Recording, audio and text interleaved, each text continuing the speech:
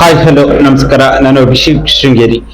ಇವತ್ತಿನ ಈ ಒಂದು ವಿಶೇಷ ಸಂದರ್ಶನದಲ್ಲಿ ನಮ್ಮ ಜೊತೆ ಉಡುಪಿ ಜಿಲ್ಲೆಯ ಗ್ಯಾರಂಟಿ ಅನುಷ್ಠಾನ ಸಮಿತಿಯ ಉಪಾಧ್ಯಕ್ಷರು, ಪೆರಡೂರು ಗ್ರಾಮ ಪಂಚಾಯಿತಿಯ ಮಾಜಿ ಸದಸ್ಯರು, ಹಾಗೆ ಪೆರಡೂರಿನ ಅನಂತ ಪದ್ಮನಾಭ ದೇವಸ್ಥಾನದ ಜೀರ್ಣೋದ್ಧಾರ ಸಮಿತಿಯ ಪ್ರಧಾನ ಕಾರ್ಯದರ್ಶಿಗಳು, ಹಾಗೆ ಕುಂಬಾರರ ಗುಡಿ ಕೈಗಾರಿಕೆ ಸಹಕಾರಿ ಸಂಘದಲ್ಲಿ ಕೂಡ ಅಧ್ಯಕ್ಷರಾಗಿ ಸೇವೆ ಸಲ್ಲಿಸಿದ ರಾಜ್ಯದಲ್ಲಿ ಅತಿ ಚಿಕ್ಕ ವಯಸ್ಸಿನ ಬ್ಲಾಕ್ ಕಾಂಗ್ರೆಸ್ನ ಅಧ್ಯಕ್ಷರು ಕೂಡ ಆಗಿರುವಂತವರು. ಇವರು ಕಾಪು ನಾರ್ತ್ ಬ್ಲಾಕ್ ಕಾಂಗ್ರೆಸ್ನ ಅಧ್ಯಕ್ಷರಾಗಿ ನಿರಂತರವಾಗಿ ಕಳೆದ ಕೆಲವು ವರ್ಷಗಳಿಂದ ಪಕ್ಷ ಸಂಘಟನೆ ಕೂಡ ಮಾಡ್ತಿರುವಂತಹ ಶ್ರೀಯುತ ಸಂತೋಷ್ ಕುಲಾಲ್ ನಮ್ಮ ಜೊತೆ ಇದ್ದಾರೆ.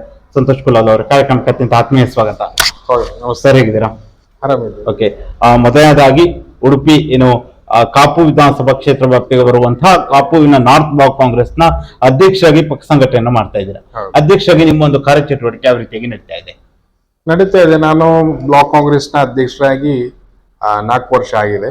ಬಹುಶಃ ನಮ್ಮ ನಾಯಕರಾದಂತ ವಿನಯ್ ಕುಮಾರ್ ಸೊರಕೆ ಅವರ ಯುವ ಕಾಂಗ್ರೆಸ್ನವರು ಯುವಕರು ಸ್ಥಾನಮಾನಗಳನ್ನು ಹೊಂದಬೇಕು ಅನ್ನೋ ದೃಷ್ಟಿಯಲ್ಲಿ ಬಹುಶಃ ರಾಜ್ಯದಲ್ಲಿ ಅತಿ ಸಣ್ಣ ವಯಸ್ಸಿನ ಬ್ಲಾಕ್ ಕಾಂಗ್ರೆಸ್ ಅಧ್ಯಕ್ಷನಾಗಿ ನಾನು ಮಾಡಿದ್ರು.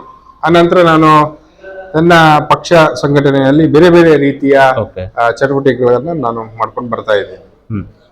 ರಾಜ್ಯದಲ್ಲೇ ಬಹುಶಃ ಬ್ಲಾಕ್ ಕಾಂಗ್ರೆಸ್ ಅಧ್ಯಕ್ಷನೇ ನಾನು ನೋಡಿರ್ಬೇಕು, ಹಲವಾರು ಬ್ಲಾಕ್ ಕಾಂಗ್ರೆಸ್ ಅಧ್ಯಕ್ಷನ ಮಾತಾಡ್ಸಿದೀನಿ. ಆದ್ರೆ ಬಹುತೇಕ ಎಲ್ಲರೂ ಕೂಡ 55-60 ವರ್ಷ ಈ ರೀತಿಯಾಗುತ್ತೆ. ಆದ್ರೆ ಆ 35 ವರ್ಷವರೆಗೆ ಯುವ ಕಾಂಗ್ರೆಸ್ನ ಅಧ್ಯಕ್ಷ ಆಗೋದೇ ಕಷ್ಟ ಆಗಿದೆ ಅಂತ. ನೀವು ಬಹುಶಃ 31-32 ವರ್ಷಕ್ಕೆ ನೀವು ಬ್ಲಾಕ್ ಕಾಂಗ್ರೆಸ್ನ ಅಧ್ಯಕ್ಷ ಆಗ್ತೀರಾ. ಅಷ್ಟು ಚಿಕ್ಕ ವಯಸ್ಸಿನಲ್ಲಿ ಒಂದು ಜವಾಬ್ದಾರಿ ಸಿಗಲು ಕಾರಣ ಏನು? ಕಾರಣ ಅಂದ್ರೆ ನಾನು ಬಹಳ ಸಾಮಾಜಿಕವಾಗಿ ಬಹಳ ಬೇಗನೆ ನನ್ನ ಅತಿ ಸಣ್ಣ ಪ್ರಾಯದಲ್ಲಿ ನಾನು ಬಂದಿದ್ದೇನೆ. ಪ್ರಮುಖವಾಗಿ ನನ್ನ ತಂದೆ ಸಾಮಾಜಿಕವಾಗಿ ಹೋರಾಟಗಾರರು. ಅವರು ಕೂಡ ಬೇರೆ ಬೇರೆ ಸಮಾಜ ಸೇವೆಗಳನ್ನ ಮಾಡ್ಕೊಂಡು ಬಂದಿದ್ದವರು. ಹಾಗೆ ನನ್ನ ಈ ಊರಿನ ಹಿರಿಯ ಕಾಂಗ್ರೆಸ್ ಮುಖಂಡರು ಶಾಂತರಾಮ್ ಸೂಡ್ರು ಅಂತೇಳಿ ಅವರೆಲ್ಲ ನನ್ನ ಒಂದು ನಾಯಕತ್ವ ಗುಣ ಇರಬಹುದು ಅಥವಾ ಕಾರ್ಯಕರ್ತನಾಗಿ ಪಕ್ಷಕ್ಕೋಸ್ಕರ ಕೆಲಸ ಮಾಡಿರುವಂತದನ್ನ ಗಮನಿಸಿ ಬಹುಶಃ ನನ್ನ ವಿನಯ್ ಕುಮಾರ್ ಸೊರಕೆ ಬಹಳಷ್ಟು ಕಾರಣಕರ್ತರಾಗಿದ್ದಾರೆ. ಓಕೆ. ಅಂದ್ರೆ ನೀವು ಅಧ್ಯಕ್ಷರಾದ ನಂತರ ಕಳೆದ 4 ವರ್ಷಗಳಲ್ಲಿ ಕಾಪು ನಾರ್ತ್ ಬ್ಲಾಕ್ ನಲ್ಲಿ ನಿಮ್ಮ ಒಂದು ಪಕ್ಷ ಸಂಘಟನೆ ಯಾವ ರೀತಿಯಾಗಿ ನಡೀತಾ ಇದೆ? ನನಗೆ ಸುಮಾರು 79 ಬೂತ್ಗಳು ಬರ್ತದೆ. ಅದರಲ್ಲಿ ನಾನು ಪ್ರಮುಖವಾಗಿ ಎಲ್ಲಾ ಸಮಿತಿಗಳನ್ನ ಮಾಡಿ ಬೂತಿನಲ್ಲಿ ಒಂದು ಪುಟ ಒಂದು ಕುಟುಂಬ ಅನ್ನುವಂತ ಒಂದು ವಿಶೇಷವಾಗಿ ನಾವು ಉಡುಪಿ ಜಿಲ್ಲೆಯಲ್ಲೇ ನಾವು ಈ ಬ್ಲಾಕ್ ನಲ್ಲಿ ವಿಶೇಷವಾಗಿ ಆರಂಭಿಸಿದ್ದೇವೆ. ಅಂದ್ರೆ ಬೂತ್ ಮ್ಯಾನೇಜ್ಮೆಂಟ್ ಸಿಸ್ಟಮ್ ಅನ್ನ ಬಹಳ ನೀಟಾಗಿ ಇಟ್ಕೋಬೇಕು ಅನ್ನೋ ದೃಷ್ಟಿಯಲ್ಲ. ಈಗ ಆವಾಗ್ಲೇ 3 ವರ್ಷಗಳ ಹಿಂದೆ 2023 ವಿಧಾನಸಭಾ ಚುನಾವಣೆ ಇತ್ತು. ನಮ್ಮ ವಿನಯ್ ಕುಮಾರ್ ಸೊರಕೆ ಅವರು ಅಭ್ಯರ್ಥಿ ಆಗಿದ್ರು. ಆ ಪೂರ್ವ 1 ವರ್ಷದ ಹಿಂದೆ ನಾವು ಆ ಬೂತ್ ಮಟ್ಟ ಮ್ಯಾನೇಜ್ಮೆಂಟ್ ಗಳನ್ನ ಮಾಡಬೇಕು ಅನ್ನೋ ದೃಷ್ಟಿಯಲ್ಲಿ ಎಲ್ಲಾ ಬೂತ್ ಸಮಿತಿಗಳನ್ನ ರಚನೆ ಮಾಡಿ ಬೇರೆ ಬೇರೆ ರೀತಿಯ ಬೂತ್ಗಳಲ್ಲಿ ಅನಾಲಿಸಿಸ್ ಮಾಡಿ ಅದೊಂದು ಕಾರ್ಯಪಡೆಯನ್ನು ನಾವು ಮಾಡಿದ್ದೇವೆ. ಓಕೆ. ಅಂದ್ರೆ ಈಗ ನಾವು ಕಳೆದ 4 ವರ್ಷಗಳಲ್ಲಿ ಪಕ್ಷ ಸಂಘಟನೆ ಅಂತ ಬಂದಾಗ ಅಲ್ಲಿ ನೀವು ಅತಿ ಚಿಕ್ಕ ವಯಸ್ಸಿನಲ್ಲಿ ಬ್ಲಾಕ್ ಕಾಂಗ್ರೆಸ್ ಅಧ್ಯಕ್ಷ ಆಗ್ತೀರಾ. ಹಿರಿಯ ನಾಯಕರಾಗಿರ್ಬೋದು, ಯುವಕರು ಎಲ್ಲರನ್ನೂ ಕೂಡ ಮಧ್ಯ ವಯಸ್ಸಿನವರು, ಯಾಕಂದ್ರೆ ನೀವಿನ್ನು ಯುವಕರು ಮಧ್ಯ ವಯಸ್ಸಿನವರು ಹಿರಿಯ ಎಲ್ಲರನ್ನೂ ಕೂಡ ಒಟ್ಟಾಗಿ ತಗೊಂಡೋಗ್ಬೇಕಾಗುತ್ತೆ. ಎಷ್ಟು ಕಠಿಣವಾಗಿತ್ತು? ಕಠಿಣ ಅಂತ ಹೇಳಿದ್ರೆ ನಾವು ಬಹುಶಃ ಎಲ್ಲರನ್ನ ಬಹಳಷ್ಟು ಗೌರವ ಕೊಟ್ಟು ಅವರಿಗೆ ಬೇರೆ ಬೇರೆ ರೀತಿಯ ಹುದ್ದೆಗಳನ್ನ ಕೂಡ ನೀಡಿದ್ದಾರೆ. ಅವರನ್ನೆಲ್ಲ ಅನುಸರಿಸಿಕೊಂಡು ಅವರ ಜೊತೆ ಬೆರೆತು ಅವರ ಜೊತೆ ಕೆಲಸ ಮಾಡಿ ಅವರು ಕೂಡ ನನಗೆ ಸಹಕಾರ ಕೊಟ್ಟಿದ್ದಾರೆ. ಹಾಗಾಗಿ ಇಲ್ಲಿ ಕೂಡ ನನಗೆ ಹಿರಿಯರಿಂದಾಗ್ಲಿ ಕಿರಿಯರಿಂದಾಗ್ಲಿ ಏನು ಸಮಸ್ಯೆಗಳು ಕೂಡ ಬಂದಿಲ್ಲ.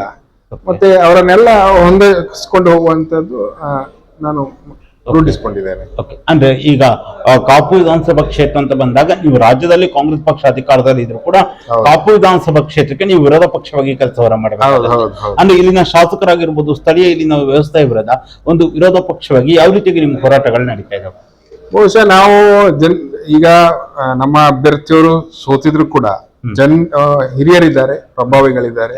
ಜನರಿಗೆ ಏನು ಸಮಸ್ಯೆಗಳಾದ್ರೂ ಅದು 94C ಇರ್ಬೋದು, ಅಕ್ರಮ ಸಕ್ರಮ ಇರ್ಬೋದು, ರೇಷನ್ ಕಾರ್ಡ್ ಸಮಸ್ಯೆ ಇರ್ಬೋದು ಅಥವಾ ಪಂಚ ಗ್ಯಾರಂಟಿಯನ್ನು ಅನುಷ್ಠಾನಗೊಳಿಸುವಲ್ಲಿರ್ಬೋದು, ನಾವೆಲ್ಲರೂ ಕೂಡ ಜನರಲ್ಲಿ ಬೆರೆತು ಕೆಲಸ ಮಾಡ್ತೀವಿ. ಅದ್ರ ಜೊತೆಗೆ ಕೇಂದ್ರ ಸರ್ಕಾರದ ಇಲ್ಲಿ ಜನರಿಗೆ ಹಾಕಿರುವಂತ ಬೆಲೆ ಜಾಸ್ತಿ ಮಾಡಿರುವಂತ ಬೇರೆ ಬೇರೆ ಸಮಸ್ಯೆಗಳಿದೆ. ಅದರ ವಿರುದ್ಧವಾಗಿ ನಾವು ಒಂದು ಕ್ಷೇತ್ರದ ನಮ್ಮಲ್ಲಿ ಸರ್ಕಾರ ನಮ್ದಿದ್ರು ಕೂಡ ಕ್ಷೇತ್ರದಲ್ಲಿ ವಿರೋಧ ಪಕ್ಷ ಇರುವುದರಿಂದ ಶಾಸಕರ ಹತ್ರ ಏನ್ ಕೆಲಸ ಮಾಡ್ಲಿಕ್ಕೆ ಆಗುದಿಲ್ಲ ಅದನ್ನ ಅವರನ್ನ ಎಬ್ಬಿಸುವಂತದ್ದು, ಅವರನ್ನ ಪ್ರಶ್ನೆ ಮಾಡುವಂತ ಕೆಲಸಗಳು ನಾವು ನಿರಂತರವಾಗಿ ಮಾಡ್ತಾ ಇದ್ದೇವೆ. ಜನರಿಗೆ ಏನು ಅನುಕೂಲ ಆಗ್ತದೆ ಅಲ್ಲಿ ಶಾಸಕರು ಅಥವಾ ವಿರೋಧ ಪಕ್ಷದವರು ವಿಫಲ ಆದ್ರೆ ಅವ್ರನ್ನ ಎಬ್ಬಿಸುವಂತ ಕೆಲಸಗಳನ್ನ ನಾವು ಮಾಡ್ತಾನೆ ಇದ್ದೇವೆ. ಓಕೆ.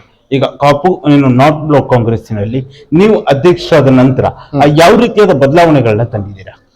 ನಾವು ಮೊದಲನೇದಾಗಿ ಬೂತ್ ಮ್ಯಾನೇಜ್ಮೆಂಟ್ ಸಿಸ್ಟಮ್ ಅನ್ನ ನಾವು ಬಹಳಷ್ಟು ಗ್ರಾಸ್ ರೂಟ್ ಲೆವೆಲ್ ಅಲ್ಲಿ ಮಾಡಿದ್ದೇವೆ. ಬೂತ್ ಮ್ಯಾನೇಜ್ಮೆಂಟ್ ಸಿಸ್ಟಮ್ ಅಂದ್ರೆ ಯಾವ ರೀತಿ ಅದು? ಬೂತ್ ಮ್ಯಾನೇಜ್ಮೆಂಟ್ ಸಿಸ್ಟಮ್ ಅಂದ್ರೆ ನಿಮಗೆ ಒಂದು ಬೂತ್ ಅಲ್ಲಿ ಒಂದು ವೋಟರ್ ಲಿಸ್ಟ್ ಇರುತ್ತೆ. ಸಾಧಾರಣ 200 ಮನೆಗಳು 1,000 ವೋಟ್ ಇರ್ತದೆ. Yes. ಅಲ್ಲಿ ನಾವು ಒಂದು ಮನೆ, ಈಗ ಒಂದು ಪುಟ ಒಂದು ಕುಟುಂಬ ಅಂತ ಹೇಳಿ ಮಾಡಿದ್ದೇವೆ. Correct. ಒಂದು ಮನೆಯವರನ್ನ ಒಂದು ಪುಟದಲ್ಲಿ ಸೇರಿಸಿ ಆ ಮನೆಯಲ್ಲಿ ಯುವಕರು ಎಷ್ಟಿದ್ದಾರೆ, ಮಹಿಳೆಯರು ಎಷ್ಟಿದ್ದಾರೆ, ಅವರ ಸಂಪರ್ಕ ಸಂಖ್ಯೆಗಳನ್ನ ಮಾಡಿ, ಮತ್ತೆ ಅವರು ಯಾವ ಸಮುದಾಯದ ಸೇರಿದ್ದಾರೆ, ಅವರು APL ಕಾರ್ಡ್ BPL ಕಾರ್ಡ್ ಅನ್ನೋ ಬಗ್ಗೆ ಡಾಟಾ ಅನಾಲಿಸಿಸ್ ಮಾಡಿಕೊಂಡು ಅದರ ಮುಖಾಂತರವಾಗಿ ಅಲ್ಲಿ ಯಾರು ಹೋದ್ರೆ ಪ್ರಭಾವ ಬೀರ್ಬೋದು, ನಮಗೆ ಮತವಾಗಿ ಕನ್ವರ್ಟ್ ಆಗ್ಬೋದು ಅನ್ನುವಂಥದ್ದನ್ನೆಲ್ಲ ಬೂತ್ ಮ್ಯಾನೇಜ್ ಸಿಸ್ಟಮ್ ಅಲ್ಲಿ ನಾವು ಮಾಡಿದ್ದೇವೆ. ಹಾಗಾಗಿ ನಮಗೆ ಎಲ್ಲಿ ಹೋದ್ರು, ಯಾವ ಬೂತಿಗೆ ಹೋದ್ರು ಕೂಡ ನಮ್ಮಲ್ಲಿ ಎಲ್ಲಾ ರೀತಿಯ ಸಮಿತಿಗಳಿದೆ. ಮತ್ತೆ BLA 2 ಇರ್ಬೋದು, ಬ್ಲಾಕ್ ಡೆಲಿಗೇಟ್ಸ್ ಇರ್ಬೋದು, ಬೂತಿನ ಅಧ್ಯಕ್ಷರು ಇರ್ಬೋದು, ಎಲ್ಲರೂ ಒಂದು ಮ್ಯಾನೇಜ್ಮೆಂಟ್ ಸಿಸ್ಟಮ್ ಅನ್ನ ನಾವು ಅಚ್ಚುಕಟ್ಟಾಗಿ ಮಾಡಿದ್ದೇವೆ. ಓಕೆ, ಈಗ ಮುಂದೆಯೂ ಕೂಡ ಹಲವಾರು ಸ್ಥಳೀಯ ಸಂಸ್ಥೆಗಳ ಚುನಾವಣೆ ಬರ್ತಾ ಇದೆ. ಇನ್ನು 1.5-2 ವರ್ಷದಲ್ಲಿ ವಿಧಾನಸಭೆ ಚುನಾವಣೆ ಕೂಡ ಬರ್ತದೆ. ನೀವು ಅದು ಯಾವ ಒಂದು ಚುನಾವಣೆಗಳಿಗೆ ಈಗ ಪಕ್ಷ ಸಂಘಟನೆ ಮಾಡುವಂತೆ ಚುನಾವಣೆಗಳನ್ನ ಎದುರಿಸುವ ನಿಟ್ಟಿನಲ್ಲಿ ಈ ಹಿನ್ನೆಲೆಯಲ್ಲಿ ಚುನಾವಣೆಗಾಗಿ ಯಾವ ರೀತಿಯಾದ ತಯಾರಿಗಳು ನಡೀತಾ ಇದೆ? ಈಗಾಗಲೇ ನಾವು 2023 ಚುನಾವಣೆಯಲ್ಲಿ ಕೆಲಸವನ್ನ ಮಾಡಿದ್ದೇವೆ. ಹಾಗಾಗಿ ಅದರ ಅನುಭವ ಪ್ರಕಾರ ಅಲ್ಲಿ ನಾವು ಏನು ಎಡವಿದ್ದೇವೆ, ಏನ್ ಸಮಸ್ಯೆ ಆಗಿದೆ, ಯಾವುದನ್ನ ಮಾಡಿದ್ರೆ ನಮ್ಗೆ ಕೆಲಸ ಮಾಡಬಹುದಿತ್ತು ಅನ್ನೋ ಒಂದು ಅನುಭವದ ನೆಲೆಯಲ್ಲಿ ಈ ವರ್ಷ ನಾವು 2 ವರ್ಷ ಇದೆ ಚುನಾವಣೆಗೆ, ಆದ್ರೂ ಕೂಡ ಕೆಲವೊಂದು ಬದಲಾವಣೆಗಳನ್ನ ಮಾಡಿಕೊಂಡು ಬಹುಶಃ ನಾವು ಟೆಕ್ನಾಲಜಿಗಳನ್ನ ಬಳಸಿಕೊಂಡು, ಯಾಕಂದ್ರೆ ವಿರೋಧ ಪಕ್ಷದವರು ಸಾಮಾಜಿಕ ಜಾಲತಾಣ ಬಹಳ ಇಂಪಾರ್ಟೆಂಟ್ ಇದೆ. ಮತ್ತೆ ಬಹಳ ಪ್ರಮುಖವಾಗಿ ಡಾಟಾ ಏನಿದೆ ಅಂದ್ರೆ, ಈಗ ವಿರೋಧ ಪಕ್ಷದವರು ಕೇಂದ್ರದಿಂದ ಹಿಡಿದು ರಾಜ್ಯದಿಂದ ಹಿಡಿದು ಅವರು ಡಾಟಾ ಕಲೆಕ್ಟ್ ಮಾಡ್ತಾರೆ. ಯಾವ ರೀತಿಯಲ್ಲಿ ಡಾಟಾ, ಅದು ಟೆಕ್ನಾಲಜಿ ಮುಖಾಂತರ ಕಲೆಕ್ಟ್ ಮಾಡ್ತಾರೆ. ಸೊ ಅದನ್ನೆಲ್ಲ ಈ ಬಾರಿ ಅಳವಡಿಸಿಕೊಂಡು ನಾವು ಒಂದು ರೀತಿಯ ಕೆಲಸವನ್ನ ಮಾಡಬೇಕು ಅಂತ ಕೂಡ ತಯಾರಾಗಿದ್ದೇವೆ, ಈಗಾಗಲೇ ತಯಾರಾಗಿದ್ದೇವೆ. ಓಕೆ, ಅದೇ ರೀತಿಯಲ್ಲಿ ನೀವು ಇನ್ನೊಂದು ಪಕ್ಷದ ಇನ್ನು ರಾಜ್ಯ ಸರ್ಕಾರ ಬಹುಶಃ 2023ರಲ್ಲಿ ಕಾಂಗ್ರೆಸ್ ಸರ್ಕಾರ 5 ಗ್ಯಾರಂಟಿಗಳನ್ನ ಘೋಷಣೆ ಮಾಡುತ್ತೆ. ಇಡೀ ಗ್ಯಾರಂಟಿಗಳು ಈಗ ಇಡೀ ರಾಜ್ಯಾದ್ಯಂತ ಕೂಡ ಈಗ ಚಾಲ್ತಿಯಲ್ಲಿ ಇರುವಂತದ್ದು. ನೀವು ಹಾಗೆ ಉಡುಪಿ ಜಿಲ್ಲೆಯ ಗ್ಯಾರಂಟಿ ಅನುಷ್ಠಾನ ಸಮಿತಿಯ ಉಪಾಧ್ಯಕ್ಷರು ಕೂಡ ಆಗಿರುವಂತದ್ದು. ನಿಮ್ಮ ಒಂದು ಜವಾಬ್ದಾರಿ, ಗ್ಯಾರಂಟಿ ಅನುಷ್ಠಾನ ಸಮಿತಿಯ ಉಪಾಧ್ಯಕ್ಷ ಆಗಿ ನಿಮ್ಮ ಒಂದು ಜವಾಬ್ದಾರಿ ಯಾವ ರೀತಿಯಾಗಿ ನಿರ್ವಹಿಸ್ತೀವಿ? ನಾವು ಮೊದಲನೇದಾಗಿ ಯಾವಾಗ ನಮ್ಮ ಸಿದ್ದರಾಮಯ್ಯ ನೇತೃತ್ವದ ಸರ್ಕಾರ ಬಂದಾಗ ಚುನಾವಣಾ ಪೂರ್ವದಲ್ಲಿ ಏನು ಭರವಸೆಗಳನ್ನ ನಾವು ಪಂಚ ಗ್ಯಾರಂಟಿಗಳನ್ನ ನೀಡಿದ್ವಿ, ಅದನ್ನ ಅನುಷ್ಠಾನಗೊಳಿಸುವಂತ ಸಂದರ್ಭದಲ್ಲಿ ಎಲ್ಲ ಇದು ಗೃಹಲಕ್ಷ್ಮಿ ಇರ್ಬೋದು ಅಥವಾ ನಮ್ಮ ಗೃಹ ಜ್ಯೋತಿ ಇರ್ಬೋದು, ಪ್ರಮುಖವಾಗಿ ಗೃಹಲಕ್ಷ್ಮಿ, ಅನ್ನಭಾಗ್ಯ, ಬೇರೆ ಬೇರೆ ಯುವ ನಿಧಿಗಳು ಇರುವಂತದ್ದನ್ನ ನಮ್ಮ ಕಾರ್ಯಕರ್ತರು ನಾವು ಸೇರಿಕೊಂಡು ಎಲ್ಲಿ ಯಾರಿಗೆಲ್ಲ ತಲುಪಲಿಲ್ಲ, ಯಾವ ರೀತಿ ಅರ್ಜಿಗಳನ್ನ ಹಾಕುವಂತದ್ದು, ಸೇವಾ ಸೇತುಗಳಲ್ಲಿ ಒಂದು ಬೇರೆ ನಮ್ಮ ಕಾರ್ಯಪಡೆಗಳನ್ನ ಮಾಡಿ ಅವರಿಗೆ ಅನುಕೂಲ ಆಗುವಂತದ್ದು ಮಾಡಿದ್ದೇವೆ. ಮತ್ತೆ ಈಗಲೂ ಕೂಡ ಕೆಲವರಿಗೆ ಸಮಸ್ಯೆಗಳಿದ್ರೆ ಅದನ್ನ ನಮ್ಮ ಗ್ಯಾರಂಟಿ ಅನುಷ್ಠಾನ ಸಮಿತಿಯಲ್ಲಿ ಚರ್ಚಿಸಿ ಅವರಿಗೆ ನ್ಯಾಯ ಕೊಡಿಸುವಂತ ಕೆಲಸವನ್ನು ಕೂಡ ಮಾಡ್ತಾ ಇದ್ದೇವೆ. ಓಕೆ, ಗ್ಯಾರಂಟಿ ಏನು ಪಂಚ ಗ್ಯಾರಂಟಿಗಳನ್ನ ಘೋಷಣೆ ಮಾಡೋ ಟೈಮಲ್ಲಿ 2023 ವಿಧಾನಸಭೆ ಚುನಾವಣೆಯಲ್ಲಿ ಬಹಳ ದೊಡ್ಡ ಮಟ್ಟದ ಇಂಪ್ಯಾಕ್ಟ್ ಆಗುತ್ತೆ ಇಡೀ ರಾಜ್ಯದ. ಆದ್ರೆ ಕರಾವಳಿ ಭಾಗದಲ್ಲಿ ಅದರ ಎಫೆಕ್ಟ್ ಎಲ್ಲೂ ಕೂಡ ಕಂಡು ಬರಲ್ಲ. ಅದು ಮತ ಎಣಿಕೆ ನಂತರ ಗೊತ್ತಾಗುತ್ತೆ. ಎಲ್ಲೂ ಅದ್ರಲ್ಲೂ ಉಡುಪಿ ಜಿಲ್ಲೆಯಲ್ಲಿ ಎಲ್ಲೂ ಕೂಡ ನಿಮಗೆ ಅದು ಪ್ರಭಾವ ಬಿದ್ದಿ ಕಂಡು ಬಂದಿಲ್ಲ. ಆದ್ರೆ 23ರ ನಂತರ ಅಷ್ಟು 5 ಯೋಜನೆಗಳು ಕೂಡ ಈಗ ಚಾಲ್ತಿಗೆ ಬಂದಿರುವಂತದ್ದು. ಇದು ಈಗ 2022 ಚುನಾವಣೆ ಮೇಲೆ ಯಾವ ರೀತಿಯಾದ ಪ್ರಭಾವ ಬೀರುತ್ತೆ? ಖಂಡಿತ ರಾಜ್ಯದ ಒಂದು ಚುನಾವಣೆ ಬೇರೆ ಆದ್ರೆ ಕರಾವಳಿ ಇದ್ದು ಬೇರೆ ಒಂದು ರೀತಿಯ ಚಿತ್ರಣ ಅದು. ಯಾಕಂದ್ರೆ ಇಲ್ಲಿ ಹಿಂದುತ್ವ ಅನ್ನುವಂತ ಅಲೆಗಳು ಧಾರ್ಮಿಕವಾಗಿ ಹೋಗ್ತದೆ. ಹಾಗಾಗಿ ಇಲ್ಲಿ ಗ್ಯಾರಂಟಿ ಪ್ರಭಾವ ಖಂಡಿತ ಬೀಳ್ತದೆ. ಯಾಕಂದ್ರೆ ಯಾವಾಗ್ಲೂ ಕೂಡ ಒಂದು ಮೋಟಿವೇಶನ್ ಆಗಲಿ ಅಥವಾ ಕಾಲ್ಪನಿಕವಾಗಿ ಕಥೆಗಳನ್ನ ಜನ ನಂಬಲಿಕ್ಕೆ ಆಗುದಿಲ್ಲ. ಅವರ ಹೊಟ್ಟೆಪಾಡು, ಅವರ ದೈನಂದಿನ ಚಟುವಟಿಕೆ, ಬದುಕಿನ ಪ್ರಶ್ನೆಗಳಿಗೆ ಮನುಷ್ಯ ಹೋಗಿ ಹೋಗ್ತಾನೆ. ಹಾಗಾಗಿ 2023ರಲ್ಲಿ ನಾವು ಕೊಟ್ಟಾಗ ಅತಿ ಹೆಚ್ಚು ಅಪಪ್ರಚಾರಗಳನ್ನ ವಿರೋಧ ಪಕ್ಷದವ್ರು ಮಾಡ್ತಾರೆ, ಇಲ್ಲ ಅವ್ರು ಮಾಡ್ಲಿಕ್ಕೆ ಸಾಧ್ಯವೇ ಇಲ್ಲ ಅಂತೇಳಿ ಜನ ಆವಾಗ ಅವರನ್ನ ನಂಬಿರ್ಬೋದು. ಆದ್ರೆ ಈಗ ನಾವು ಮಾತುಗಳನ್ನ ಕೊಟ್ಟಿದ್ದನ್ನು ನಾವು ಉಳಿಸ್ಕೊಂಡಿದ್ದೇವೆ, ಪ್ರತಿ ಮನೆಗೂ ಕೊಡ್ತಾ ಇದ್ದೇವೆ, ನಿರಂತರವಾಗಿ ನಡೀತದೆ. ಈಗ ಜನರಿಗೆ ಕಾಂಗ್ರೆಸ್ ಪಕ್ಷದ ಮೇಲೆ ನಂಬಿಕೆ ಬಂದಿದೆ, ವಿಶ್ವಾಸ ಬಂದಿದೆ. ಮತ್ತೆ ಈಗಾಗಲೇ ನಮ್ಮ ಹೊಸ ಮುಖ್ಯಮಂತ್ರಿಗಳು DK ಶಿವಕುಮಾರ್ ಕೂಡ ಅವ್ರು ಆಗಿದ್ದಾರೆ, ಅವರು ಕೂಡ ಸ್ಟೇಟ್ಮೆಂಟ್ ಕೊಟ್ಟಿದ್ದಾರೆ. ನಾವು ಯಾವುದೇ ಕಾರಣಕ್ಕೂ ನಮ್ಮ ಗ್ಯಾರಂಟಿ ಯೋಜನೆಗಳನ್ನ ಮುಂದುವರಿಸ್ತಾ ಇದ್ದೇವೆ ಅಂತೇಳಿ. ಈಗಾಗಲೇ ಅವರು CM ಆದಾಗ ಮೊದಲನೇದಾಗಿ ವಿದ್ಯಾರ್ಥಿಗಳಿಗೆ ಕೂಡ ಫ್ರೀ ಬಸ್ ಅನ್ನ ಕೊಟ್ಟಿದ್ದಾರೆ. ಹಾಗಾಗಿ ಕರಾವಳಿಯಲ್ಲಿ ಖಂಡಿತವಾಗಿಯೂ ಮುಂದಿನ ನಾನು ನೇರವಾಗಿ ಕೇಳ್ತೇನೆ, ಹಾ. ಇನ್ನು 2 ವರ್ಷ ಇರುವ ಒಂದು ಚುನಾವಣೆಗೆ 2028 ವಿಧಾನಸಭೆ ಚುನಾವಣೆಯಲ್ಲಿ ಗ್ಯಾರಂಟಿ ಯೋಜನೆಗಳಿಂದ ಕರಾವಳಿಯ ರಾಜಕೀಯ, ಅದರಲ್ಲೂ ಉಡುಪಿ ಜಿಲ್ಲೆಯ ರಾಜಕೀಯ ಬದಲಾವಣೆ ಆಗತ್ತಾ? ಬಹುಶಃ ಎಲ್ಲಾ ಗ್ಯಾರಂಟಿ, ನಾವು ಫ್ರಾಂಕ್ ಆಗಿ ಹೇಳಿದ್ರೆ ಎಲ್ಲ ಗ್ಯಾರಂಟಿ ಯೋಜನೆಯಿಂದ ಬದಲಾವಣೆ ಆಗ್ತದೆ ಅನ್ನುವಂಥದ್ದು ಸಾಧ್ಯ ಇಲ್ಲ. ಆದ್ರೆ ಹೆಚ್ಚಿನ ಪ್ರಭಾವ ಮಹಿಳೆಯರಲ್ಲಿ Okay. ಅಥವಾ ಪುರುಷರಲ್ಲಿ ಬೀಳ್ಬೋದು. ವಿದ್ಯಾರ್ಥಿಗಳಲ್ಲಿ, ಯುವ ಜನತೆ ದೃಷ್ಟಿಯಲ್ಲಿ ನೋಡುದಾದ್ರೆ ಬಹುಶಃ ನಾವು ಇನ್ನೂ ಕೂಡ ಪಕ್ಷ ಸಂಘಟನೆ ಮತ್ತು ಅವರಿಗೆ ನಂಬಿಕೆ, ಕಾಂಗ್ರೆಸ್ ಪಕ್ಷ ಇನ್ನೂ ಕೂಡ ಯುವಕರ ಜೊತೆ ಮೊದಲಿಂದ ಇದೆ. ಆದ್ರೆ ಏನು ನಮ್ಗೆ ಬಿಜೆಪಿಯವರ ವಿರೋಧ ಪಕ್ಷದವರ ಅವರು ಸುಳ್ಳು ಹೇಳುವಂತದ್ದು ಅಥವಾ ಮೋಟಿವೇಶನ್ ಮಾಡುವಂತದ್ದು, ಕಾಲ್ಪನಿಕವಾಗಿ ಹೇಳುವಂತದನ್ನ ಮಾಡಿ ಯುವಕರನ್ನ ಸ್ವಲ್ಪ ನಮ್ಮನ್ನು ದೂರ ಇಡುವಂತ ಪ್ರಯತ್ನವನ್ನು ಅವ್ರು ಮಾಡ್ತಾರೆ ಸದಾ. ಆದ್ರೆ ನಾವು ಅದನ್ನ ವಾಸ್ತವವನ್ನ ನಂಬಿಸಿ ಅವರಿಗೆ ಸತ್ಯತೆಯನ್ನ ತಿಳಿಸಿ ನಾವು ಯುವಕರನ್ನ ಸೆಳೆಯುವಂತ ಪ್ರಯತ್ನ ಕಾಂಗ್ರೆಸ್ ಪಕ್ಷದಿಂದ ಆಗ್ತಾ ಇದೆ. ಈಗಾಗಲೇ ನಾವು ಭಾರತ್ ಜೋಡೋ ಯುವ ಸಂಘಗಳನ್ನ ಎಲ್ಲಾ ಗ್ರಾಮ ಪಂಚಾಯತ್ಗಳಲ್ಲಿ ಕೂಡ ಮಾಡ್ತಾ ಇದ್ದಾರೆ. ನಮ್ಮ ಮುಖ್ಯಮಂತ್ರಿಗಳು ಈಗಾಗಲೇ ತಿಳಿಸಿದ್ದಾರೆ. ಅಲ್ಲಿಂದ ಅದು ಸಾಂಸ್ಕೃತಿಕವಾಗಿರ್ಬೋದು, ಕ್ರೀಡಾ ಚಟುವಟಿಕೆ ಇರ್ಬೋದು, ಬೇರೆ ಬೇರೆ ಚಟುವಟಿಕೆ ಅನುಕೂಲ ಆಗ್ತದೆ. ನಮ್ಮ ಗ್ರಾಮೀಣ ಪ್ರತಿಭೆಗಳಿಗೂ ಅವಕಾಶವನ್ನ ನಾವು ಮಾಡಿಕೊಟ್ಟು ಯುವಕರನ್ನ ಸೆಳೆಯುವಂತ ಪ್ರಯತ್ನವನ್ನು ಮಾಡ್ತೇವೆ. ಕರಾವಳಿಯ ರಾಜಕೀಯದಲ್ಲಿ ಹಿಂದುತ್ವ ಅನ್ನುವಂಥದ್ದು ಬಿಜೆಪಿಯ ಒಂದು ಪ್ರಬಲವಾದ ಅಸ್ತ್ರವಾಗಿರುತ್ತೆ. ಪ್ರತಿ ಚುನಾವಣೆಯಲ್ಲಿ ಅವರು ಹಿಂದುತ್ವವನ್ನೇ ಮಾಡ್ತಾ ಪ್ರತಿಪಾದಿಸ್ತಾರೆ. ಇದ್ದಾರೆ. ಅದೇ ಬಿಜೆಪಿಯ ಹಿಂದುತ್ವದ ಏನು ಅವರ ಒಂದು ಅಸ್ತ್ರ ಅಥವಾ ಅವರ ಒಂದು ಸಿದ್ಧಾಂತಕ್ಕೆ ಕಾಂಗ್ರೆಸ್ ಬಳಿ ಪ್ರತಿ ಅಸ್ತ್ರವೇ ಇಲ್ವಾ? ಖಂಡಿತ ಇಲ್ಲಿ ಬೇರೆ ಬೇರೆ ರೀತಿಯ ಪ್ರಯತ್ನಗಳು ಆಗ್ತಾ ಇದೆ. ಆದ್ರೆ ಸೈದ್ಧಾಂತಿಕವಾಗಿ ನೋಡುದಾದ್ರೆ ಅವ್ರದ್ದು ಒಂದೇ ಏಜೆಂಟ್, ಹಿಂದುತ್ವದ ಏಜೆಂಟ್ ಅನ್ನು ಮಾಡ್ತಾರೆ. ಬಟ್ ಕಾಂಗ್ರೆಸ್ ಕೂಡ ಪ್ರಬಲವಾಗಿ ನಮ್ಮ ಸೈದ್ಧಾಂತದ ಬದ್ಧತೆಯನ್ನ ಪ್ರದರ್ಶನವನ್ನ ಮಾಡುವಲ್ಲಿ ಕೂಡ ಸ್ವಲ್ಪ ಕರಾವಳಿ ಭಾಗದಲ್ಲಿ ವಿಫಲ ಆಗಿದೆ ಅಂತ ಹೇಳಿ ನಾನು ಒಪ್ಕೊಳ್ತೇನೆ. ಯಾಕಂದ್ರೆ ಅವರ ಸಾಂಸ್ಕೃತಿಕ ರಾಜಕೀಯ ಬಹಳ ಕರಾವಳಿಯಲ್ಲಿ ನಮಗೆ ಸಾಂಸ್ಕೃತಿಕ ರಾಜಕೀಯವನ್ನೇ ಅವರು ಹೆಚ್ಚಾಗಿ ಮಾಡ್ತಾರೆ. ಅದು ಎಲ್ಲ ನೇಮೋತ್ಸವ ಇರ್ಬೋದು, ಕೋಲ ಇರ್ಬೋದು, ದೇವಸ್ಥಾನಗಳಲ್ಲಿ ಅವರು ಮಾಡ್ತಾರೆ. ಹಾಗಾಗಿ ಅಲ್ಲಿ ಕೆಲವೊಂದು ರೀತಿಯಲ್ಲಿ ಸೈದ್ಧಾಂತಿಕವಾಗಿ ಕಾಂಗ್ರೆಸ್ ಪಕ್ಷವನ್ನು ಉಡುಪಿ ಜಿಲ್ಲೆಯಲ್ಲಿ ನಾವು ಬೆಳೆಸುವಂತ ಪ್ರಯತ್ನವನ್ನ ಮಾಡಬೇಕು. ಸತ್ಯ ತಿಳಿಸುವ ಪ್ರಯತ್ನವನ್ನು ಮಾಡ್ತೇವೆ. ಸಮಯ ಹಿಡಿಬಹುದು, ಸ್ವಲ್ಪ ಸಮಯ ಹಿಡಿಬಹುದು. ಆದ್ರೆ ಖಂಡಿತವಾಗಿಯೂ ಕೂಡ ಇಲ್ಲಿ ಏನು ಪ್ರಬುದ್ಧರಿದ್ದಾರೆ, ಅದನ್ನು ಒಪ್ಕೋತಾರೆ ಅಂತ ನಾವು. ಸಂತೋಷ್ ಅವರೇ, ಅದೇ ರೀತಿಯಲ್ಲಿ ನೀವು ಏನು ಕುಂಬಾರ ಗುಡಿ ಕೈಗಾರಿಕೆಗಳ ಸಹಕಾರಿ ಸಂಘದ ಅಧ್ಯಕ್ಷರಾಗಿಯೂ ಕೂಡ ಅದ್ಭುತವಾದ ರೀತಿಯಲ್ಲಿ ನಿಮ್ಮ ಒಂದು ಸಹಕಾರಿ ಸಂಸ್ಥೆಯನ್ನು ಕೂಡ ಮುಂದುವರಿಸ್ತಿರುವಂತದ್ದು. ಅಲ್ಲಿ ಅಧ್ಯಕ್ಷರಾಗಿ ನಿಮ್ಮ ಒಂದು ಅವಧಿಯಲ್ಲಾಗಿರುವಂತಹ ಪ್ರಮುಖ ಕೆಲಸ ಕಾರ್ಯಗಳಿಗೆ? ನಾನು ಅಧ್ಯಕ್ಷನಾಗಿ 10 ವರ್ಷ ಆಯ್ತು. ಈಗ 3ನೇ ಬಾರಿ ಅಧ್ಯಕ್ಷ ಆಗಿದೆ. ಬಹುಶಃ ನೀವು ಒಂದು 25 ವರ್ಷದಲ್ಲಿ ಅಧ್ಯಕ್ಷನಾಗಿದ್ದೇನೆ. ಆವಾಗ ನಮ್ದು 68 ವರ್ಷ ಹಿಂದೆ 1958ರ ಸಂಸ್ಥೆ, ಸ್ವಂತ ಕಟ್ಟಡ ಒಂದು ಇರ್ಲಿಲ್ಲ. ಹಾಗಾಗಿ ನಾನು ಅಧ್ಯಕ್ಷನಾದಂತ ಸಂದರ್ಭದಲ್ಲಿ ಪೆರಡೂರಿನ ಪ್ರಮುಖ ಹೃದಯ ಭಾಗದಲ್ಲಿ ಒಂದು 4 ಅಂತಸ್ತಿನ ಕಟ್ಟಡವನ್ನ ನಿರ್ಮಾಣ ಮಾಡಿದ್ದೇವೆ. ಬಹುಶಃ ಅಲ್ಲಿ ಆವಾಗ ನಾನು ಅಧ್ಯಕ್ಷನಾಗುವಂತ ಸಂದರ್ಭದಲ್ಲಿ 5.25 ಕೋಟಿ ಡೆಪಾಸಿಟ್ ಇತ್ತು. ಇವಾಗ 100 ಕೋಟಿಯಷ್ಟು ಡೆಪಾಸಿಟ್ ಆಗಿದೆ. 100 ಕೋಟಿ ಡೆಪಾಸಿಟ್ ಆಗಿದೆ. ಅಂದ್ರೆ ಆ 3 ಬ್ರಾಂಚ್ ಇತ್ತು, ಈಗ 7 ಬ್ರಾಂಚ್ ಆಗಿದೆ. ಬ್ರಾಂಚ್ಗಳಿದಾವೆ. ಉಡುಪಿ ಜಿಲ್ಲೆಯಲ್ಲಿದೆ. ಉಡುಪಿ ಜಿಲ್ಲೆಯಲ್ಲಿದೆ ಪೆರಡೂರು, ಉಡುಪಿ ಇದೆ, ಬ್ರಹ್ಮಾವರ, ಕುಂದಾಪುರ, ಸಿದ್ದಾಪುರ, ಶಿರುವ, ಹೆಬ್ರಿ ಆ ಭಾಗ ಇದೆ. ಮತ್ತೆ ಕ್ಲೇ ಕಾರ್ಡ್ಸ್ ಅನ್ನುವ ಒಂದು ನಮ್ಮ ಕುಂಬಾರಿಕೆ ಏನಿದೆ, ಇತಿಹಾಸ ವೃತ್ತಿ ನಮ್ಮದು ಕುಂಬಾರಿಕೆ ಏನಿದೆ, ಅದನ್ನ ಉಳಿಸುವ ನಿಟ್ಟಿನಲ್ಲಿ ಕ್ಲೇ ಕಾರ್ಡ್ಸ್ ಅನ್ನೋ ಹೊಸ ಬ್ರ್ಯಾಂಡ್ ನೊಂದಿಗೆ ಉಡುಪಿಯಲ್ಲಿ ದೊಡ್ಡ ಶೋರೂಮ್ ಇದೆ, ಪೆರಡೂರಿನಲ್ಲಿ ಶೋರೂಮ್ ಇದೆ, ಮತ್ತೆ 1-2 ಬ್ರಾಂಚ್ ಗಳಲ್ಲಿ ಕೂಡ ಶೋರೂಮ್ ಇದೆ. ಅದು ಕೇವಲ 50,000 ವ್ಯವಹಾರ ಆಗ್ತಿತ್ತು, ಈಗ 50 ಲಕ್ಷ ವ್ಯವಹಾರ ಆಗ್ತದೆ. ಅದು ಕೂಡ ಬೇರೆ ಬೇರೆ ರೀತಿಯಲ್ಲಿ ಅದನ್ನು ಮಾಡುವಂತ ಪ್ರಯತ್ನ, ಬೆಳೆಸುವಂತ ಪ್ರಯತ್ನ, ನಮ್ಮೆಲ್ಲ ನಿರ್ದೇಶಕರ ಸಹಕಾರ, ಸಿಇಒ ಸಹಕಾರ, ಉಪಾಧ್ಯಕ್ಷರ ಸಹಕಾರ ಎಲ್ಲ ಇದೆ ಇದಕ್ಕೆ. ಮತ್ತೆ ಬಹಳ ಪ್ರಮುಖವಾಗಿ ನಮ್ಮ ಪೆರಡೂರಿನ ನಾಗರಿಕರು, ಎಲ್ಲ ಶಾಖೆಯ ಗ್ರಾಹಕರು, ಅವರೆಲ್ಲ ಸಹಕಾರ ಇದೆ. ಅಂದ್ರೆ ವಾರ್ಷಿಕವಾಗಿ ನಿಮ್ಮ ಒಂದು ಕುಂಬಾರ ಗುಡಿಕೆ ಸಹಕಾರಿ ಸಂಘ ವಾರ್ಷಿಕವಾಗಿ ಎಷ್ಟು ವಹಿವಾಟನ್ನು ಮಾಡುತ್ತೆ? ಸುಮಾರು ಈಗ ಕಳೆದ ವರ್ಷದಲ್ಲಿ ನಮಗೆ 410 ಕೋಟಿ ವ್ಯವಹಾರವನ್ನು ಮಾಡಿದೆ. ಅಂದ್ರೆ ನಿಮ್ಮ ಒಂದು ಸಹಕಾರಿ ಸಂಸ್ಥೆಯಲ್ಲಿ ಈಗ ಒಂದು ಸಹಕಾರಿ ಸಂಸ್ಥೆ ಅದು ಒಬ್ಬರದಾಗಿರಲ್ಲ, ಹಲವಾರು ಜನ ಇರ್ತಾರೆ. ಎಷ್ಟು ಜನಕ್ಕೆ ಉದ್ಯೋಗವನ್ನು ಕೊಡುವ ಕೆಲಸವನ್ನು ಕೂಡ ಮಾಡಿದೆ? ಈಗ 32 ಸ್ಟಾಫ್ಸ್ ಇದ್ದಾರೆ. ಪ್ಲೇ ಕಾರ್ಡ್ಸ್ ನಲ್ಲಿ 12 ಜನ ಇದ್ದಾರೆ. ಸರಿ, ಸುಮಾರು ನಾನು ಅಧ್ಯಕ್ಷನಾಗುವ ಸಂದರ್ಭದಲ್ಲಿ 7 ಜನ ಆಗಿತ್ತು. 7 ಜನ ಪ್ರೆಸೆಂಟ್ ಈಗ ಒಟ್ಟಿಗೆ 42 ಜನ ಇದ್ದಾರೆ. 42 ಜನ ಒಟ್ಟಿಗೆ ಕೆಲಸ ಮಾಡ್ತಾರೆ. ಈಗ ಒಂದು ಹೊಸ ಶಾಖೆಯನ್ನ ಕಾಪುನಲ್ಲಿ ಕೂಡ ಒಂದು ಜುಲೈ ಫಸ್ಟ್ ವೀಕ್ ಅಲ್ಲಿ ಓಪನ್ ಮಾಡ್ತಿದ್ದೇವೆ. ಅಥವಾ ಅಲ್ಲೂ ಕೂಡ ಒಂದು ಶಾಖೆ ಪ್ರಾರಂಭ ಮಾಡ್ತೇವೆ. ಎಷ್ಟು ಜನ ಷೇರುದಾರರು ಇರ್ಬೋದು ನಮ್ಮಲ್ಲಿ?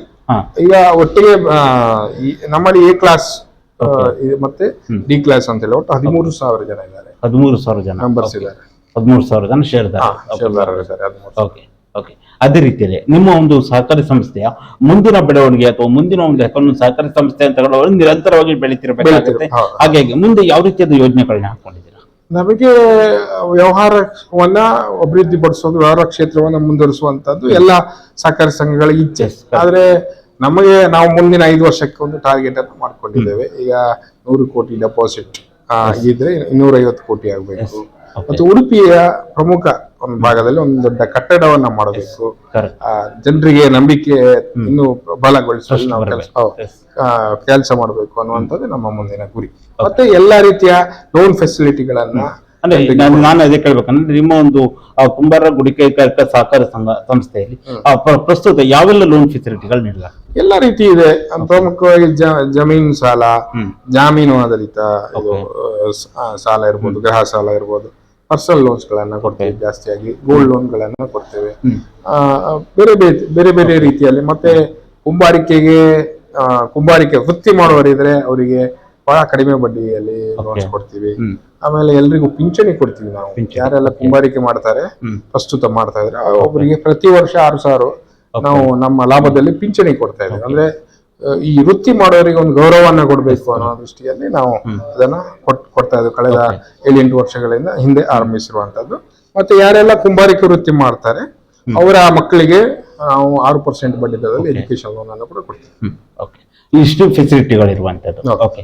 ವಿದ್ಯಾರ್ಥಿಗಳು ಕೂಡ ನಿಮ್ಮ ಒಂದು ಸಹಕಾರಿ ಸಂಸ್ಥೆಯಲ್ಲಿ ಫೆಸಿಲಿಟಿ ಇದೆ? ಹೌದು, ಇದೆ. Okay okay. ಅದೇ ರೀತಿಯಲ್ಲಿ ನೀವು ಇನ್ನು ಪೆರಡೂರಿನ ಅನಂತ ಪದ್ಮನಾಭ ಸ್ವಾಮಿ ದೇವಸ್ಥಾನದ ಜೀರ್ಣೋದ್ಧಾರ ಸಮಿತಿಯ ಪ್ರಧಾನ ಕಾರ್ಯದರ್ಶಿ. ಆ ಜೀರ್ಣೋದ್ಧಾರ ಸಮಿತಿಯ ಪ್ರಧಾನ ಕಾರ್ಯದರ್ಶಿಗಳಾಗಿ ದೇವಸ್ಥಾನದ ಅಭಿವೃದ್ಧಿ ರೀತಿಯಲ್ಲಿ ಯಾವ ರೀತಿಯಾಗಿ ನೀವು ಕಾರ್ಯಪ್ರವೃತ್ತರಾಗ್ತೀರಾ? ಈಗಾಗಲೇ ನಮ್ಮ ಪೆರಡೂರು ಅನಂತ ಪದ್ಮನಾಭ ದೇವರು ಅಂದ್ರೆ 1200 ವರ್ಷಗಳ ಇತಿಹಾಸ. 1519ರಲ್ಲಿ ವಿಜಯನಗರ ಸಾಮ್ರಾಜ್ಯದಲ್ಲಿ ಕೃಷ್ಣದೇವರಾಯನ ಕಾಲದಲ್ಲಿ ಬಾರ್ಕೂರಿನ ವಿಜಯಪ್ಪ ಒಡೆಯರ್ ಅರಸರ ಒಂದು ಬಾರಿ ಇಲ್ಲಿ ಸುತ್ತುಕೋಳಿಯನ್ನ ಶಿಲಾಮಯ ಮಾಡಿದ್ದಾರೆ. ಆ ನಂತರ ನಮಗೆ 500 ವರ್ಷಗಳ ನಂತರ ಅಂದ್ರೆ 1849ರಲ್ಲಿ ಇದು ಎಂಡೋಮೆಂಟ್ ಆಗ್ತದೆ ಬ್ರಿಟಿಷ್ ಕಾಲದಲ್ಲಿ. ಹಾಗೆ ಸುದೀರ್ ಬಹಳ ಇತಿಹಾಸ ಇರುವಂತ ದೇವಸ್ಥಾನ. ಅದರ ಒಂದು ಜೀರ್ಣೋದ್ಧಾರ ಮಾಡ್ಬೇಕಂದ್ರೆ ನನಗೆ ಒಂದು ಅವಕಾಶ, ಪ್ರಧಾನ ಕಾರ್ಯದರ್ಶಿಯನ್ನಾಗಿ ನನ್ನ ಒಂದು ಯೋಗ ಅಂತ ಹೇಳಿ ನಾನು ಭಾವಿಸ್ತೇನೆ. ನಮ್ಮ ಸಮಿತಿಯ ಅಧ್ಯಕ್ಷರು ಶಾಂತರಾಮ ಸೂಟ್ರು, ಬಹಳ ಹಿರಿಯರು, ಪೆರಡೂರಿನ ಅಭಿವೃದ್ಧಿ ಅಧಿಕಾರರು. ಅವರು ಅಧ್ಯಕ್ಷರಿದ್ದಾರೆ. ಈಗಾಗಲೇ ಎಲ್ಲ ನಮ್ಮ ಜೀರ್ಣೋದ್ಧಾರ ಸಮಿತಿ ಇದೆ.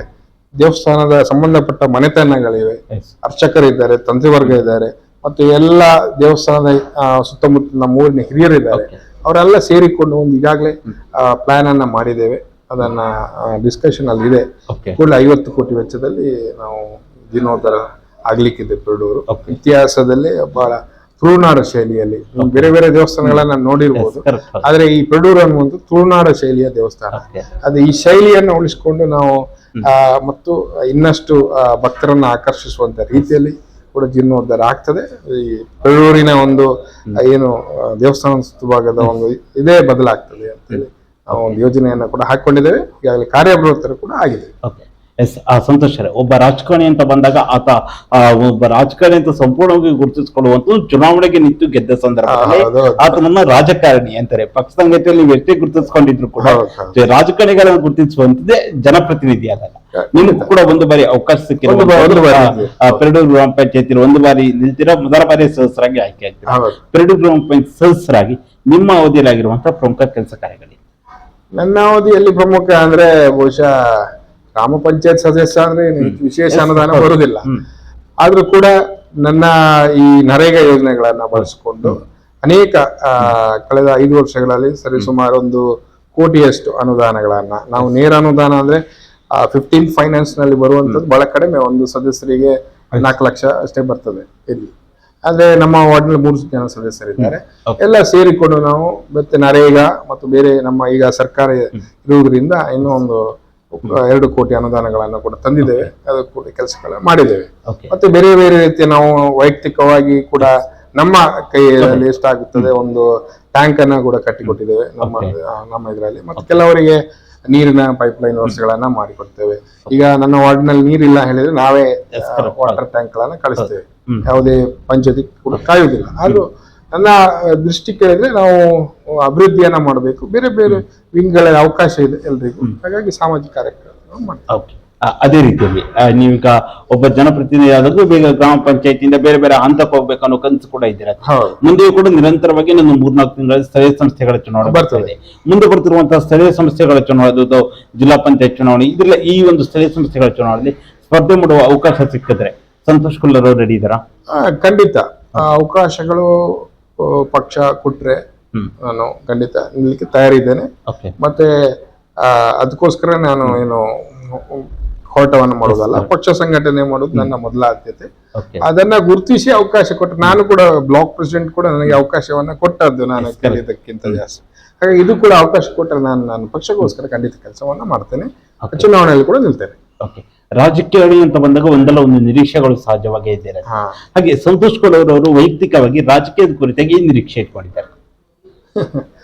ರಾಜಕೀಯವಾಗಿ ನಿರೀಕ್ಷೆ ಬಹುಶಃ ನಾನು ಸಣ್ಣ ಪ್ರಾಯ 35 ವರ್ಷ, ಆದ್ರೆ ನನ್ನ ನಿರೀಕ್ಷೆ ಅಂತ ಹೇಳಿದ್ರೆ ನಾನು ಅವಕಾಶ ಸಿಕ್ಕಿದ್ರೆ ಯಾವ ಚುನಾವಣೆಯಲ್ಲಿ ಕೂಡ ನಾನು ಶಾಸಕನಾಗೋ ಅವಕಾಶ, ಆತರ ಎಲ್ಲ ಅವಕಾಶ ಇದ್ರೆ ನಾನು ಖಂಡಿತ ಹೋಗ್ತೇನೆ. ಹಾಗಂತೇಳಿ ನಾನು ಅದೇ ನನಗೆ ಬೇಕು ಅನ್ನೋಗೋಸ್ಕರ ಹೋರಾಟ ಕೂಡ ಮಾಡುವಂತವಲ್ಲ.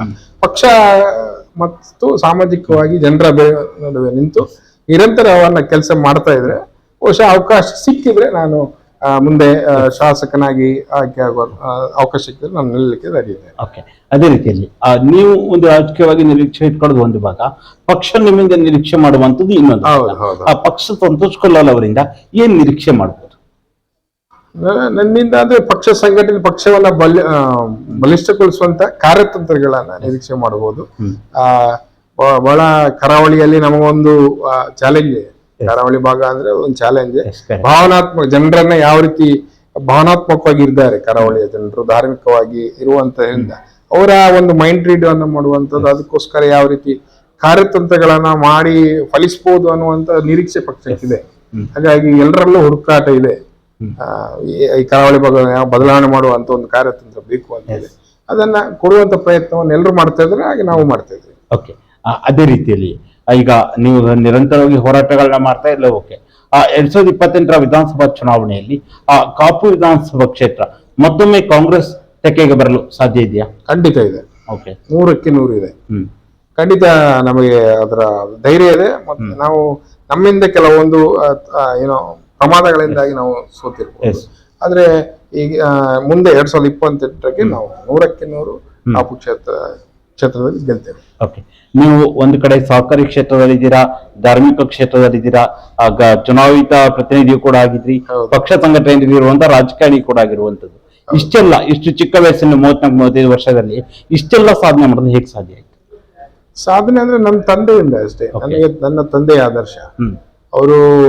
ಅವರ ಬಾಲ್ಯ ಬಹಳ ಬೇರೆ ಕಷ್ಟದಿಂದ ಇದ್ದ ಬಾಲ್ಯ. ಅವರ ಕಥೆಗಳನ್ನ ನನಗೆ ಹೇಳ್ತಾ ಇದ್ರು. ಅದನ್ನ ಕೇಳಿ ಕೇಳಿ ನಾವು ಕೂಡ ಅತಿ ಸಣ್ಣ ವಯಸ್ಸಿನಲ್ಲೇ ನಾವು ಸಾಮಾಜಿಕವಾಗಿ ಬಂದ್ಬಿಟ್ಟಿದ್ದೇವೆ. ಹಾಗಾಗಿ ನಾನು ಬೇಗನೆ ಎಲ್ಲ ಅವಕಾಶ ನನಗೆ ದೇವರು ಸಿಕ್ಕಿತ್ತು. ಹಾಗಾಗಿ ನಾನು ಅದನ್ನ ಮಾಡ್ಕೊಂಡು ಹೋಗ್ತಾ ಇದ್ದೇನೆ ಅಷ್ಟೇ.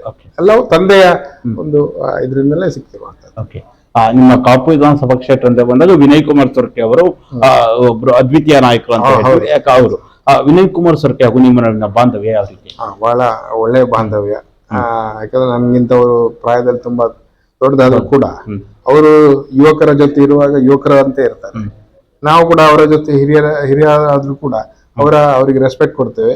ಮತ್ತೆ ನಾವು ಸಣ್ಣ ಪ್ರಾಯದಲ್ಲಿ ಸಣ್ಣ ಅಂತ ಹೇಳಿ ಕೂಡ ಯಾವತ್ತು ಕೂಡ ಅವರು ಈಸಿಯಾಗಿ ತಗೊಂಡವರಲ್ಲ. ರೆಸ್ಪೆಕ್ಟ್ ಬಹಳ ಎಕ್ಸ್ಪೆಕ್ಟ್ ಆಗಿ, ಅದು ಕೂಡ ನಾನು ಸಣ್ಣ ಪ್ರಾಯದ ಅನ್ನೋದು ಗೊತ್ತಿದ್ರು ಕೂಡ ನನ್ನನ್ನ ನಂಬಿ ಅವರು ಒಂದು ಬ್ಲಾಕ್ ಕಾಂಗ್ರೆಸ್ ಪ್ರೆಸಿಡೆಂಟ್ ಉನ್ನತ ಹುದ್ದೆಯನ್ನು ಕೊಟ್ಟಾರ ಅಂತ ಹೇಳಿ. ಆದ್ರೆ ಅವ್ರು ನನ್ನ ಯಾವ ರೀತಿ ನನ್ನ ನೋಡಿದ್ದಾರೆ ಅನ್ನುವಂತ ಬಾಂಧವ್ಯ ಹೇಗಿರ್ಬೋದು ನೀವೇ ಚಿಂತನೆಯನ್ನ ಮಾಡಬೇಕು. ಈಗಲೂ ಕೂಡ ನಾವು ರೆಸ್ಪೆಕ್ಟ್ ಫುಲ್ ಆಗಿ ಅವರಿಗೆ ಗೌರವವನ್ನು ಕೊಟ್ಟು ಅವರ ಗೆಲ್ಲಿಸುವ ಗುರಿಯೇ ನಮ್ಮದು. ಸಂತೋಷ್ ಕುಲ್ಲರ್ ಅವರೇ, ಕೊನೆಯದಾಗಿ ನಿಮ್ಮ ಪಕ್ಷದ ಕಾರ್ಯಕರ್ತರಿಗಾಗಿರ್ಬೋದು, ಮುಖಂಡರಿಗಾಗಿರ್ಬೋದು, ನಾಯಕರುಗಳಿಗೆ ಒಬ್ಬ ಬ್ಲಾಕ್ ಕಾಂಗ್ರೆಸ್ ನ ಅಧ್ಯಕ್ಷರಾಗಿ ಏನ್ ಹೇಳಕ್ ಬಯಸ್ತೀರಾ? ಯಾರಿಗೆ? ನಿಮ್ಮ ಪಕ್ಷ ಕಾರ್ಯಕರ್ತರಿಗೆ, ಮುಖಂಡ. ನಾನು ಹೇಳುವಂತದ್ದು ಬಹುಶಃ ಕಾಂಗ್ರೆಸ್ ಪಕ್ಷ ಅಂದ್ರೆ ಅದು ಒಂದು ನಮಗೆಲ್ಲ ಒಂದು, ನಾವು ಕಾಂಗ್ರೆಸ್ ಪಕ್ಷದಲ್ಲಿ ಇರೋದೇ ನಮಗೊಂದು ಬಹಳ ಸಂತೋಷ ಮತ್ತು ಪುಣ್ಯ ಅಂತ ಹೇಳಿ ನಾನು ಭಾವಿಸ್ತೇನೆ.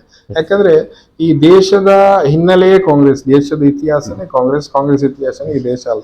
ಬಿಟ್ರೆ ಅದು ತಾಯಿ ಸ್ಥಾನದಲ್ಲೇ ಇರುವಂತದ್ದು. ಬೇರೆ ಬೇರೆ ಕಾಂಗ್ರೆಸ್ ಅಂದ್ರೆ ಅದು ಸ್ವತಂತ್ರ ಪೂರ್ವ ಇರ್ಬೋದು, ನಂತರ ಕೂಡ ಇರ್ಬೋದು.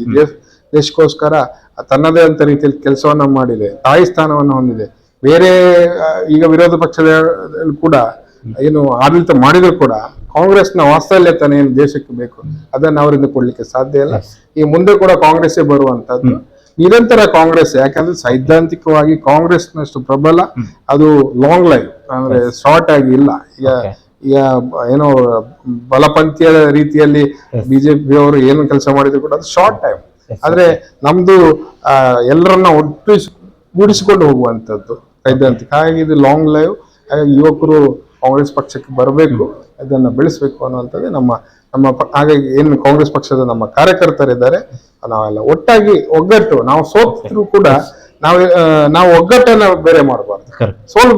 ಇನ್ನೊಂದು ಬೇಕಾದ್ರೆ ಸೋಲು ಆಗ್ಬೋದು, ಆದ್ರೆ ನಮ್ಮಲ್ಲಿರುವ ಒಗ್ಗಟ್ಟುತನಕ್ಕೆ ಯಾವತ್ತು ಸಮಸ್ಯೆ ಆಗ್ಬಾರ್ದು. ನಾವೆಲ್ಲ ಒಗ್ಗಟ್ಟಾಗಿರ್ಬೇಕು ಅನ್ನುವಂಥದ್ದೇ ನನ್ನ ಒಂದು ಮಾತು. ಸಂತೋಷ್ ಕೊಲ್ಲಲ್ ಅವರು ಇದುವರೆಗೂ ಈ ಒಂದು ಸಂದರ್ಶನ ಭಾಗವಹಿಸಿ ರಾಜ್ಯದಲ್ಲಿ ಅತಿ ಚಿಕ್ಕ ವಯಸ್ಸಿನ ಬ್ಲಾಕ್ ಕಾಂಗ್ರೆಸ್ ಅಧ್ಯಕ್ಷರಾದ ವಿಚಾರ, ಬ್ಲಾಕ್ ಕಾಂಗ್ರೆಸ್ ಅಧ್ಯಕ್ಷರಿಗೆ ನಿಮ್ಮ ಒಂದು ಸಂಘಟನೆ ಅವರಿಗೆ ನಡೀತಾ ಇದೆ, ಮುಂದಿನ ಚುನಾವಣೆ ಸ್ಥಳೀಯ ಸಂಸ್ಥೆಗಳು ಹಾಗೂ ವಿಧಾನಸಭೆ ಚುನಾವಣೆಗೆ ನಿಮ್ಮ ಒಂದು ತಯಾರಿಯಾಗಿರ್ಬೋದು, ಹಾಗೆ ನಿಮ್ಮ ಮತ್ತು ವಿನಯ್ ಕುಮಾರ್ ಸೊರ್ಕೆ ಅವರ ನಡುವಿನ ಒಂದು ಬಾಂಧವ್ಯ ಆಗಿರ್ಬೋದು, ಅನಂತ ಪದ್ಮನಾಭ ದೇವಸ್ಥಾನದ ಒಬ್ಬರು ಪ್ರಧಾನ ಕಾರ್ಯದರ್ಶಿಯಾಗಿ ಜೀರ್ಣೋದ್ಧಾರ ಸಮಿತಿಯಲ್ಲಿ ಯಾವ ರೀತಿಯಾಗಿ ನೀವು ಕೆಲಸಗಳನ್ನ ಮಾಡ್ತಾ ಇದ್ದೀರಾ, ಹಾಗೆ ಕುಂಬಾರರ ಗುಡಿ ಕೈಗಾರಿಕೆ ಸಹಕಾರ ಸಂಘದ ಅಧ್ಯಕ್ಷರಾಗಿ ನಿಮ್ಮ ಒಂದು ಸರ್ವಿಸ್ ಆಗಿರ್ಬೋದು, ಜಿಲ್ಲೆಯ ಗ್ಯಾರಂಟಿ ಅನುಷ್ಠಾನ ಸಮಿತಿಯ ಉಪಾಧ್ಯಕ್ಷರಾಗಿ ನಿಮ್ಮ ಒಂದು ಸೇವೆ, ಎಲ್ಲ ವಿಚಾರಗಳ ಕುರಿತಾಗಿ ಸುದೀರ್ಘವಾದ ಚರ್ಚೆಯಲ್ಲಿ ಭಾಗವಹಿಸಿದ್ದಕ್ಕಾಗಿ ನಮ್ಮ ಸೈರು ಸಮಾಚಾರ ತಂಡದ ವತಿಯಿಂದ ನಿಮಗೆ ಹೃತ್ಪೂರ್ವಕ ಧನ್ಯವಾದಗಳು.